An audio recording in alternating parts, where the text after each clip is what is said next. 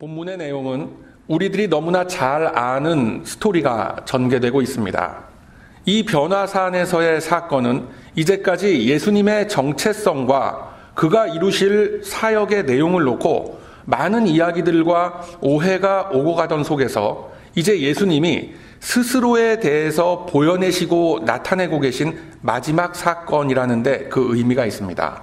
즉 본문은 예수님께서 그리스도의 신분으로서 이 땅에 오신 유래와 의미와 본질적 내용에 대해서 집대성을 이루었다라고 해도 과언이 아닐 정도로 풍성한 내용을 담고 있는 것입니다. 그리고 예수님께서 제자들 앞에 나타나실 때에 모세와 엘리야라는 구약의 인물들을 함께 데리고 나타나신 매우 독특한 사건입니다. 우리들이 이 말씀을 받으면서 주의 깊게 살펴보아야 할 것은 예수님께서 어떤 모습으로 어떻게 변하셨다더라, 빛과 같은 모습으로 변하셨다는데 그 변화된 그 모습에 의미하는 것이 뭐냐, 이런 걸 따지자는 것이 아닙니다. 그러한 것보다 누가복음의 전체적인 흐름 속에서, 즉 문맥의 흐름 속에서 굳이 이 사건이 기록된 의미와 목적이 어디에 있느냐라는 겁니다. 하나님께서 이 사건을 통해서 우리들에게 하시고자 하시는 말씀은 본문 35절에 명확하게 기록이 되어져 있습니다. 이는 나의 아들, 택함을 받은 자니 너희는 그의 말을 들으라 라고 하는 아주 신비로운 음성입니다. 사실상 이 메시지를 전하시기 위해서 예수님을 영광스러운 모습으로 변화시키셨고 그 자리에 제자들의 대표들을 불러서 그 찬란한 모습을 직접 눈으로 확인까지 시키셨습니다. 그런데 왜 모세와 엘리야를 등장시키셨는가? 그 이유는 바로 앞 대목에서 살펴본 예수님과 제자들의 질문 속에 담겨 있습니다. 우리가 지난주에 확인한 그런 내용이죠. 예수님은 제자들에게 질문을 던지십니다. 사람들이 나를 무엇이라고 부르느냐? 나를 어떤 존재로 알고 있느냐라고 묻습니다. 그러자 여러 가지 대답이 나오죠. 세례 요한이라고 합니다. 엘리야라고 합니다. 예수 선지자의 환생이라고 합디다. 등등 많은 대답이 나왔지만 그 중에서 그나마 예수님의 마음에 들었던 대답은 하나님의 그리스도이십니다라는 베드로의 답변이었습니다. 그러나 그마저도 예수님은 탐탁치 않게 여기셨던 겁니다. 왜냐하면 예수님이 감당하셔야 할 메시아라는 직분과 베드로를 비롯한 유대인들이 생각하고 바라던 메시아와는 분명한 차이가 있었기 때문에 그렇습니다. 베드로를 비롯한 당시의 유대인들이 가지고 있던 메시아에 대한 그 기대는 전통적인 유대인 사회 안에서의 메시아였습니다. 즉 이스라엘의 민족적인 해방과 정치적, 군사적인 의미의 지도자 내지는 구원자를 꿈꾸면서 기다려왔던 겁니다. 당시 그들은 무려 400년 가까이의 시간 동안 외세의 침략에 의해서 바람잘 날이 없었고 주변 열강들의 흥망에 따라서 이스라엘의 처지 또한 이리저리 휩쓸릴 수밖에 없었던 매우 비참한 상태에 놓여 있었습니다. 그나마 그들이 민족적인 정체성을 유지할 수 있었던 것은 여호와 하나님의 언약을 믿는 그 믿음 하나로 버티고 또 버티고 그렇게 왔던 것입니다. 그런데 그들이 가지고 있던 믿음은 지금의 우리들이 생각하는 그리스도를 보내셔서 택한 백성을 구원해 주시는 그 하나님을 믿는 믿음이 아닙니다. 그들은 자신들의 역사 속에서 그들의 왕국을 세워서 부흥케 해주신 이스라엘만의 여호와를 추구했던 겁니다. 지극히 크신 하나님께서 아주 일정 부분 보여주신 그 한 단면, 그 시오니즘을 다시금 이루어 주실 그들만의 여호와 하나님을 바랬던 겁니다. 즉 그들이 가지고 있었던 믿음이라는 것은 지금의 우리들이 생각하는 영혼 구원에 의한 영과 육의 전격적인 변화를 믿는 그런 신앙이 아니었던 겁니다. 실제로 그들은 자신들이 겪고 있었던 현실 속의 고난과 핍박을 해방시켜줄 모세, 엘리야, 다윗 이런 강력한 리더를 원했던 것이죠. 어찌 보면 요즘의 이 현대 사회도 이 선거라는 제도 앞에서 많은 이들이 관심을 가지고 열광을 하고 많은 주목을 하는 그런 모습들을 보게 됩니다. 그러나 이 선거라는 이벤트가 지나가고 나면, 즉 잠시 시간이 좀 지나가고 난 후에 보면 어떻습니까? 결국 사람 몇 명 바뀌는 것으로는 우리가 살아가고 있는 이 환경이 변하지 않고 인간의 삶이 결코 나아지지 않는다라는 사실을 우리는 깨닫게 되는 겁니다. 결국은 몇몇 인물이 아니라 그 사회 구성원들의 수준과 인격이 바뀌어야 한다라는 사실을 우리가 깨달을 때쯤 되면 이제 인생의 황혼이 찾아오게 되는 겁니다. 당시에 이스라엘 사람들의 궁극적인 희망은 보다 나은 미래를 꿈꾸는 정도가 아닌 그들의 민족적인 생존을 보장받느냐 못 받느냐의 문제였습니다. 자신들만이 구별된 존재라고 하는 그 알량한 선민 사상 하나로 버텨내던 사람들인데 그것이 유지가 되느냐 깨지느냐의 문제였던 겁니다. 그들에게는 지금의 우리들이 쉽게 상상하기 힘든 정도의 그 절박함과 위기감이라는 것이 있었습니다. 그것으로 인해서 예수 그리스도의 제자들을 비롯해서 따르던 무리들 안에서는 그 민족적인 유대감이 매우 강했던 것입니다. 그들의 마음속에는 항상 이 예수님께서 언젠가는 지금 우리 앞에서 이렇게 보여주시는 이 기적과 권능을 사용해서 우리들의 지위를 높여주시고 변화시켜주시고 그토록 바랬던 우리 이스라엘의 해방을 이루어 주실 것이다 라는 그 믿음이 가득했던 겁니다. 쉽게 얘기해서 예수님이 말씀하시는 영적인 고급한 믿음과 당시 무리들이 가지고 있었던 육적인 저급한 믿음이 공존하고 있던 그런 시대였습니다. 예수님은 공생의 시간 내내 이들의 저급한 믿음을 보시면서 한탄을 하셨고 제자들이 가진 저급한 믿음의 수준을 깨우쳐 주시기 위해서 부단히 말씀과 비유를 들어서 가르쳐 주셨고 설득해내기 위해서 온갖 노력을 기울이셨던 겁니다. 이 같은 그 유대인 헤게모니 시오니즘이라는 저급한 믿음으로부터 벗어난 그 유명한 고백이 훗날 사도 바울의 입에서 나오게 되는 겁니다. 빌립보서 3장 7절 이하의 말씀에서 이렇게 말씀합니다. 무엇이든지 내게 유익하던 것을 내가 그리스도를 위하여 다 해로 여길 뿐더러 또한 모든 것을 다 해로 여김은 내 주 그리스도 예수를 아는 지식이 가장 고상함을 인함이라.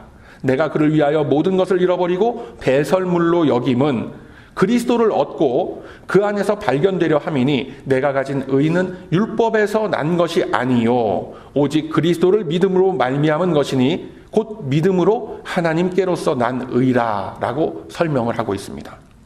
자, 본문의 말씀은 이러한 시대적이고 영적인 배경을 바탕으로 일어난 사건을 다루고 있다라는 이 사실을 우리가 잊으면 안 됩니다.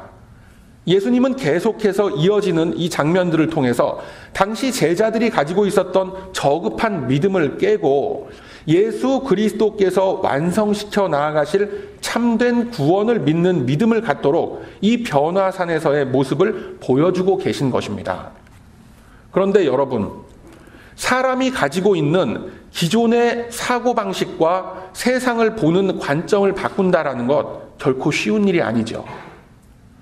우리가 생각하기를 예수님 정도 되시는 분이라면, 예수님이시라면 다른 기적을 막 일으키실 것이 아니라 가장 먼저 이 제자들부터 좀 확 변화를 시켜놓고 공생애를 시작을 하시면 좀 더 효과적이지 않았을까라는 그런 생각이 들기도 하는 겁니다. 그런데 우리가 분명히 알아야 하는 것은 하나님이 일하시는 그 방법은 말씀과 기도를 통해서 오랜 시간을 두고 한 사람의 신앙 인격에 대고 호소하고 설득하는 방법을 사용하시는 겁니다. 또한 말할 수 없는 탄식으로 성령께서 우리를 위하여 기도하심으로써 이루어 가신다라는 것 꼭 믿으시길 바랍니다. 어떤 기적적인 체험을 우리가 한번 했다고 해서 사람은 이게 뒤집어지지 않습니다. 후라이팬 위에 있는 생선도 아니고 계란 후라이가 아닙니다. 사람은 그냥 말씀과 기도의 힘으로써 서서히 익어가는 겁니다. 인생이라는 이 시간의 공간 속에서 서서히 다듬어져 가고 익어가고 성숙해 가는 겁니다. 그래서 본문 28절 말씀 보면 기도하러 산에 올라가셨다라고 했습니다. 그럼 성자 하나님이신 분께서 도대체 무슨 기도를 하셨겠습니까? 그 기도의 내용이 바로 제자들의 눈앞에서 벌어진 이 변화 사건으로 나타난 겁니다. 여러분, 예수님의 겉모습이 실제로 변화한 겁니다. 얼굴이 해같이 빛났고 옷이 빛과 같이 휘어졌다라고 했습니다. 예수님의 모습을 지켜본 제자들의 눈앞에 실제로 천국에 계신 모습과 같이 환하고 영롱한 모습으로 변화한 것입니다. 자, 예수님은 인간의 육신을 입고 계셨기 때문에 가리워져 있었던 그 영원하고 본질적인 그 신의 형상을 이 변화산에서 단번에 노출시키신 것입니다. 이 변형은 예수님의 십자가 승리와 함께 장차 다가올 천국의 영광과 함께 그분께서 재림 때에 어떠한 모습으로 임하실 것이다라는 것을 친히 행위로서 보여주신 것입니다. 그리고 이 모습이 실제로 예수님께서 받으셔야 하고 성부 하나님과 함께 영원히 존귀한 모습으로 유지되어야 할 영광스러운 모습인 것입니다. 마가복음 9장에 똑같이 묘사된 이 장면에는 당시에 인간이 표현할 수 있는 최상급의 표현으로서 예수님의 변화된 모습을 찬송하고 있습니다. 자, 이제 우리들이 시선을 돌려야 할 것은 그렇다면 왜 모세와 엘리야가 등장을 했는가라는 것입니다. 다윗이나 솔로몬이나 하다못해 히스기야 왕이라던가 이스라엘의 역사 속에서 전성기를 구사했던 그런 다른 인물들도 많았는데 왜 하필 모세와 엘리야란 말인가? 어떻게 생각하십니까, 여러분?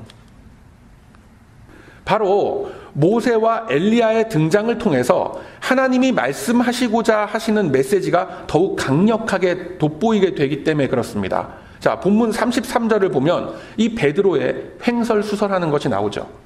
우리가 여기 있는 것이 좋사오니 초막 셋을 짓고 모세, 엘리야와 예수님이 하나씩 들어가서 이렇게 살고 그러면 좋겠습니다 라고 하는 자신도 무슨 소리인지 모를 일종의 그 감탄사를 뱉어내는 겁니다. 이 베드로의 횡설수설과 35절에 기록된 구름 속에서 나오는 음성은 서로 대비가 되어서 상반된 의미를 나타내고 있는 겁니다. 이게 무슨 얘기냐면 앞서 말씀드렸다시피 이스라엘 사람들의 잠재의식 속에는 승리, 회복, 해방 등에 대한 강력한 희망이 깔려 있었습니다. 현재 그들이 겪고 있는 이 고난들과 핍박은 그들이 오래전부터 겪었던 치욕의 역사 속에서 지워지지 않는 아픔으로 남아 있었던 겁니다. 바로 그러한 이유로서 이 모세와 엘리야가 등장한 겁니다. 기드온이나 삼손 등도 이 못지않은 승리의 메신저이긴 했지만 요즘식으로 얘기하면 유대인 레전드 오브 레전드라고 할 수 있는 존재가 모세와 엘리야인 것입니다. 그 사회 안에서는 무시무시한 전설적인 존재들이었던 것입니다. 여러분, 모세가 누굽니까? 설명이 필요 없는 불세출의 영웅이며 탁월한 지도자이십니다. 출애굽이라는 기적을 이루어냈던 강력한 지도자였습니다. 또한 시내산 위에서 하나님을 직접 대면하고 율법을 직접 받아온 인물이에요.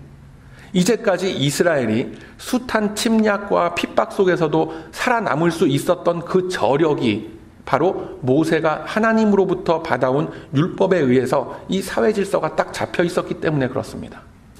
그럼 엘리야는 누굽니까? 하나님의 말씀을 전하던 선지자였습니다.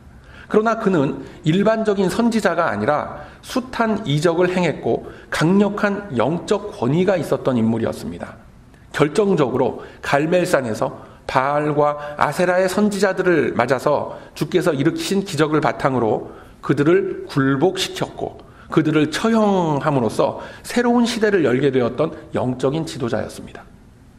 모세나 엘리야나 영적인 권위와 함께 숱한 이적과 기사로서 이스라엘이 위기로부터 벗어날 수 있게 된 장면을 만들어낸 그 장본인들이었습니다.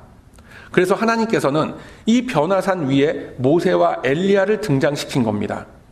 유대인들이 가지고 있는 이 현실의 문제, 육신의 문제를 해결해 줄 대상으로 여겼던 이들이 바로 모세와 엘리야였습니다. 다 다 죽어가고 있던 그들의 조상을 만나와 바위 틈새에 그 물을 공급함으로써 살려냈던 그 모세, 이세벨과 아합 왕의 패역으로부터 이스라엘을 다시금 각성시켜준 엘리야 선지자.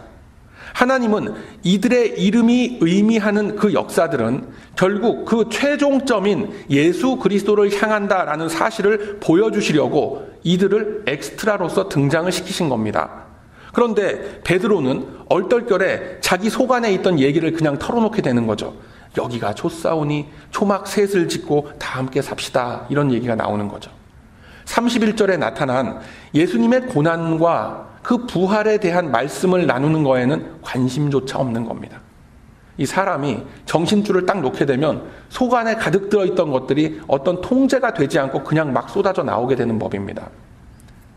결국 베드로도 그 속에 들어있었던 것은 장차 마지막 희생 제물로서 드려질 예수님을 바라봤던 것이 아니라 예수님이 가지신 신비로운 능력과 그 권세에 관심을 두고 호시탐탐 출세할 기회를 노리고 있었던 것이 이제 다 들통이 나버린 겁니다. 하나님께서는 바로 이것을 지적하시기 위해서 이 변화산에서의 기적을 보여주신 것입니다. 그리고 많고 많은 그 이스라엘의 조상들 중에서 모세와 엘리야를 딱 찍어서 보여주신 겁니다. 여러분, 예수 그리스도께서는 이러한 존재들과 같은 선상에서 스포트라이트를 받으실 그런 존재가 아니십니다. 예수 그리스도 그 자체로서 이스라엘의 내용이 되고 결론이 되는 겁니다. 즉, 기독교 신앙의 본질과 그 내용은 모두 예수 그리스도에 의해서 세워지고 채워지게 됨을 드러내 보여주시는 겁니다. 그래서 본문 34절에 보면 구름이 이 장면을 확 덮어버리는 겁니다. 그리고 시내 산을 덮어서 더 이상 이스라엘 백성들이 하나님의 존귀하신 그 현현과 임재를 함부로 볼 수 없게끔 하신 것과 같이 오직 음성으로 말씀을 하시는 겁니다. 오직 음성으로만 말씀을 하고 딱 끝났으면 이 사건은 아무런 의미를 갖지 못할 수도 있습니다. 그런데 본문 36절을 보면 구름이 걷히고 누구만 남았습니까? 모세도 아니고 엘리야도 아니고 오직 예수님만 남았습니다. 하나님은 바로 이것을 보여주시려고 하신 것입니다. 구름 속에서 말씀하신 것과 같이 이는 나의 택함을 받은 아들이니 너희는 그의 말을 들어라. 모세와 엘리야는 예수를 예표한 나의 일꾼들에 불과한 자들이다. 그들이 너희들에게 베풀었던 그 역사를 통해서 이제는 오직 남겨진 예수만을 바라보고 그의 말을 들으라 라는 것입니다. 아멘. 이것이 본문을 통해서 말씀하시는 우리 하나님의 메시지입니다. 그래서 이제는 예수 그리스도로 대표되는 것이 있고 모세와 엘리야로서 대표되는 것이 있습니다. 이제 이것이 무엇인지 잡아낼 수 있으시겠습니까, 여러분? 모세와 엘리야로서 대표되는 그 옛사람의 모습들, 만나를 받아 먹어서 육신의 배를 채워야 만족하고 젖은 장작과 그 제단에 불이 확 붙어야만 하나님의 임재하심을 믿을 수 있었던 그 시대는 이제 지나갔다라는 것을 보여주고 계신 것입니다. 이제는 예수 그리스도로 말미암아 복음의 새 시대가 열렸음을 선언하고 계신 것입니다. 이제는 한 끼 먹고 지나가면 또 배가 고픈 그 육신의 양식이 아니라 영원히 배고프지 않고 영원히 굶주리지 않는 하늘의 양식이 이 땅에 도착했다라는 것을 선포하고 계신 겁니다. 이제 더 이상 바알과 이세벨의 우상들과 싸울 필요 없이 영원한 승리를 선포하신 그리스도의 시대가 열렸음을 선언하고 계신 것입니다. 이것이 십자가의 승리로 완성되는 천국의 형상 중 극히 그 일부분을 우리에게 지금 보여주고 계신 겁니다. 이제 이 땅에 새로운 복음의 시대가 열릴 것을 선포하시면서 하나님은 예수님의 말씀을 들으라라고 하셨는데, 그럼 말씀을 듣는 것을 통해서 무엇을 원하시는가? 그냥 이렇게 앉아서 듣기만 하면 다 된다는 말인가? 그게 아니죠. 첫 번째로 에베소서 1장 17절 이하에서 이렇게 말씀하고 계십니다. 지혜와 계시의 정신을 너희에게 주사 하나님을 알게 하시고 너희의 마음 눈을 밝히사 그의 부르심의 소망이 무엇이며 성도 안에서 그 기업의 영광의 풍성이 무엇이고 그의 힘의 강력으로 역사하심을 따라 믿는 우리에게 베푸신 그 능력의 지극히 크심이 어떠하다라는 것을 너희로 알게 하시기를 구하노라 라고 했습니다. 이 말씀을 정리하면 하나님을 알게 하사 성도 안에 베풀어진 영광의 풍성함이 무엇이며 부르심의 소망이 무엇이며 우리에게 베푸신 능력의 크심이 어떠하다라는 이 네 가지 것을 알아갈 것을 원하고 계신다라는 겁니다. 우리들이 주님께 부르심을 입어 이 자리에 모여 하나된 공동체를 이룬 의미가 무엇인지를 알게 하신다라고 한 겁니다. 그로 인하여서 우리 안에 얼마나 큰 능력의 역사가 일어나고 있다는 것을 알려주셨다라고 했습니다. 그런데 이러한 알아감과 깨달음에 대한 기쁨과 만족함이 우리 안에 있습니까? 없죠. 사실은 별로 없죠. 그냥 말뿐이죠. 여전히 우리들은 일용할 양식 때문에 쩔쩔매고 있고 여전히 우리들은 주님의 초월적인 능력으로 내 앞에 이 괴로운 것들, 이 고통스러운 것들 좀 치워주십사 이거를 간구하고 있는 겁니다. 그러나 여러분, 이제 광야에 나가기만 하면 만나가 지천에 널려 있었던 그런 시대는 다 지나갔습니다. 다시 말해서 드라마틱하고 신비로운 기적들이 우리 안에 속속 일어남으로써 나의 의지와 나의 어떤 노력도 없이 신앙의 열매들을 맺어갈 수 있고 성장해 나갈 수 있던 그런 시대는 다 지나간 겁니다. 즉 모세와 엘리야로 대표되는 모든 것이 불확실하고 투명하게 보여지지 않고 있던 그런 시대는 우리에게 있어서 다 지나간 일들입니다. 그래서 이제는 오직 예수 그리스도 중심으로 믿음과 신앙의 진보를 이루어 나아가야 하는 시대가 된 것임을 믿으시길 바랍니다. 그래서 말씀하시길 너희는 저의 말을 들으라 라고 하셨던 겁니다. 그럼 무슨 말을 들으라는 건가? 두 번째로 요한복음 17장 21절 이하에서 예수님이 직접 이렇게 말씀하십니다. 아버지께서 내 안에, 내가 아버지 안에 있는 것 같이 저들도 다 하나가 되어 우리 안에 있게 하사 이 세상으로 아버지께서 나를 보내신 것을 믿게 하옵소서라고 기도합니다.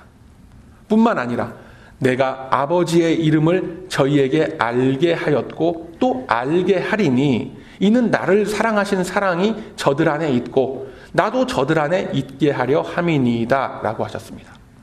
즉 예수님의 말씀은 자기를 보내신 그 하나님을 알고 그분께서 얼마나 아들을 사랑하시는지 그리고 그의 백성들을 얼마나 더 사랑하사 그 사랑하시는 아들을 보내주셨는지를 알게 하려 함이라는 겁니다.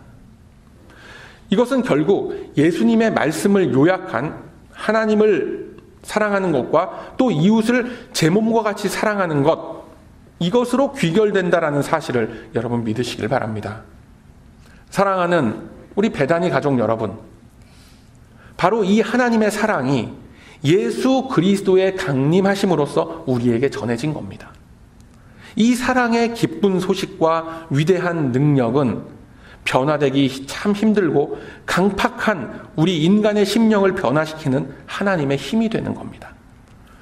먼 훗날 그리스도의 십자가를 체험한 제자들은 그 이전과는 뒤바뀐 삶을 살아가게 됩니다. 변화산에서의 이 기적과 같은 모습을 체험한 후에도 여전히 그들은 옛사람의 모습 속에서 헤어나오질 못했었습니다. 여전히 누가 더 크냐, 누가 더 높냐, 키가 누가 더 크냐 이런 걸 따지는 게 아니죠. 그런 것을 놓고 싸움을 벌일 정도로 저급한 신앙의 수준을 가졌었습니다.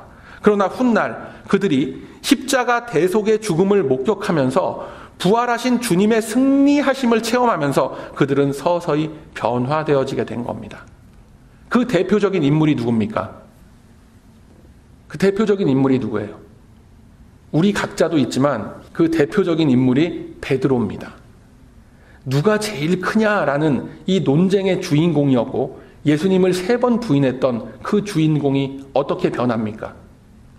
베드로전서 1장 14절 말씀 보면 너희 마음의 허리를 동이고 근신하여 예수 그리스도에 나타나실 때에 너희에게 가져올 은혜를 온전히 바랄지어다 라고 했습니다.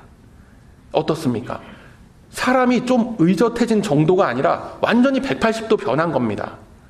변화산상에서 영광스러운 그 변화의 모습을 보며 이곳이 좋사오니 초막셋을 짓고 삽시다 라고 횡설수설하던 사람이 은혜를 온전히 바랄지어다 라는 말을 남기게 되는 겁니다. 놀랍죠? 뿐만 아니라 모든 악독과 모든 괴휼과 외식과 시기와 모든 비방하는 말을 버리고 갓난아기들같이 순전하고 신령한 젖을 사모하라. 이는 이로 말미암아 너희로 구원에 이르도록 자라게 하려 함이라 라고 합니다. 누가 더 크냐? 누가 더 높냐? 누가 더 센 사람이냐? 이렇게 하면서 싸움판을 벌였던 그 베드로가 이렇게 변한 겁니다. 베드로뿐만이 아닙니다. 베드로 옆에서 항상 대들고 들이댐비던 그 나이 어린 요한이 훗날 이런 말씀을 남깁니다. 세례 요한이 아니라 사도 요한을 말씀하는 겁니다. 요한일서 3장 23절 이하에 보면 예수 그리스도의 이름을 믿고 그가 우리에게 주신 계명대로 서로 사랑하라 라고 합니다. 이뿐만이 아닙니다. 더욱 놀라운 것은 요한일서 4장 20절 보면 누구든지 하나님을 사랑한다라고 하면서 그 형제를 미워하면 이는 거짓말을 하는 자다. 눈앞에 보이는 형제를 사랑하지 못하면서 눈에 보이지 않는 하나님을 사랑할 수가 없느니라 라고 말씀합니다. 사랑하는 우리 성도 여러분, 십자가의 능력은 이처럼 사람을 완전히 뒤흔들고 완전히 변화시키는 겁니다. 여러분, 이것 하나 꼭 기억하시길 바랍니다. 우리는 흔히 말하기를 주님과 만난 그 첫사랑의 감격을 기억하라, 되새기라 라고 얘기들 많이 합니다. 그런 이야기 많이 들어보셨죠? 그런데 이제는 거기서 한 발 더 나아가야 하는 겁니다. 감격과 그 감동은 시간이 지나가면 다 잊혀집니다. 우리의 기나긴 이 인생의 시간 속에서 10년 가는 기쁨 없습니다. 그리고 10년 이상 지속되는 슬픔도 없습니다. 그저 남아있는 그 아련한 추억만 있을 뿐입니다. 여러분, 그 추억 속에 갇혀있지 마시고 이제는 삶으로 부딪혀 내시길 바랍니다. 물론 감격과 감동이 중요합니다. 충분히 그것을 느껴야 합니다. 그러나 그 이후에는 삶으로서 살아내야 하는 것입니다. 복음은 추억 속에만 갇혀있는 우리 주님과의 그 아름다운 로맨스가 아닙니다.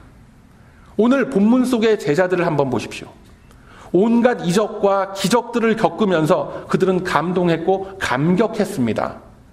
베드로는 변화산상에서 횡설수설할 만큼 그 정신을 잃고 황홀경에 빠질 그럴 정도였습니다. 그러나 그들이 이러한 하나님의 말씀들을 남길 수 있었던 것은 오랜 시간 속에서 십자가의 도를 실천하며 고난과 핍박의 삶을 살아낸 후였음을 믿으시길 바랍니다. 그들이 겪고 그들이 경험했던 주님의 사랑은 그들이 십자가의 길을 걸어가는 동안 그들의 인생 여정 속에서 함께 하셨고 이겨낼 수 있는 그 용기와 힘을 공급해 주셨던 것입니다. 그 사랑과 은혜의 능력을 가지고 이제 우리들도 각자의 그 삶의 영역 속에서 우리에게 맡겨진 그 삶을 포기하지 말고 주저하지 말고 살아내시길 소망합니다. 주님의 변함없으신 그 큰 사랑은 오직 예수 그리스도의 말씀을 듣고 따름으로써 그의 의를 이 땅에 실현하기를 원하는 이 모든 심령들 속에 권능의 역사로서 함께 하실 것입니다.